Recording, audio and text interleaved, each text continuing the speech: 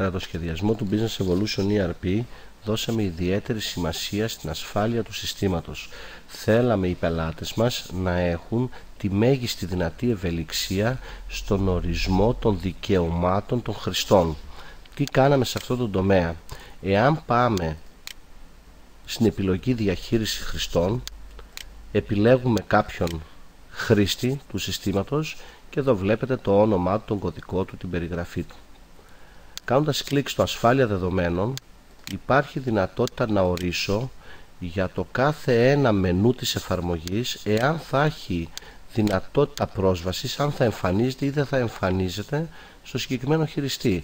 Παραδείγματος χάρη, στη συγκεκριμένη περίπτωση η επιλογή ενημέρωση τιμών πώλησης δεν εμφανίζεται στο συγκεκριμένο χειριστή. Μπορώ με την ίδια ευκολία να αποτρέψω και τις μονάδες μέτρησης. Μπορώ να κάνω όμως και κάτι περισσότερο.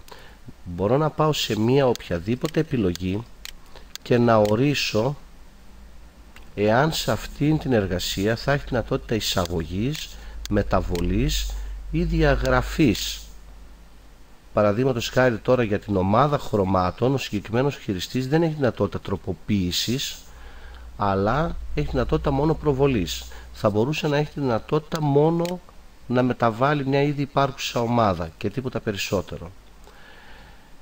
Το σύστημα όμως φτάνει σε ακόμη μεγαλύτερη λεπτομέρεια. Εάν πάμε στα είδη, σε ένα κύριο αρχείο δηλαδή της εφαρμογής, έχουμε πρόσβαση περαιτέρω στα tabs της φόρμας αυτής. Εάν πάμε παραδείγματος χάρη στην αποθήκη και στα είδη, μπορούμε να παρατηρήσουμε ότι υπάρχουν κάποιες καρτέλες, κάποια tabs. Σε αυτά τα tabs έχουμε δυνατότητα να ορίσουμε αν θα έχει πρόσβαση ο συγκεκριμένος χειριστής ή δεν θα έχει πρόσβαση.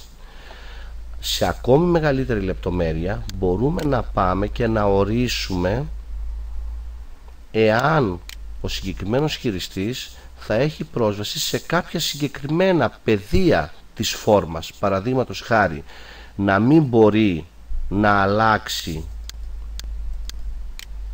την τιμή πώλησης χοντρικής και να μην μπορεί να δει την τιμή πώλησης λιανικής. Το R σημαίνει read only, που σημαίνει το βλέπω αλλά δεν μπορώ να το αλλάξω.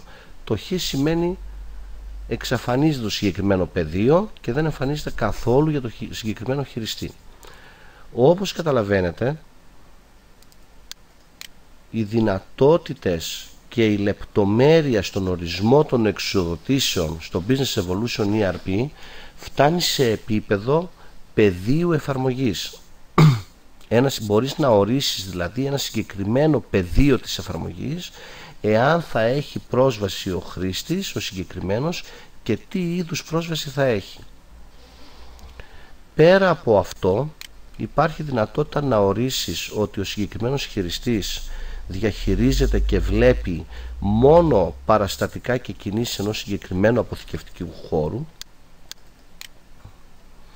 και προτινόμενα παραστατικά στη διάρκεια της τιμολόγησης ή της καταχώρησης παραστατικών αγοράς.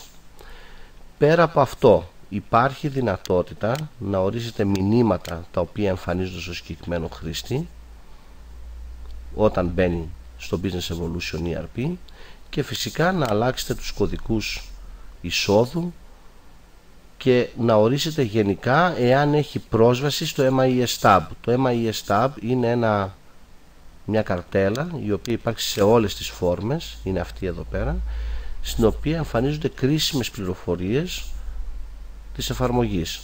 Μπορείτε έναν χειριστή να τον αποτρέψετε από το να έχει πρόσβαση στο MIS ή να τον επιτρέψετε.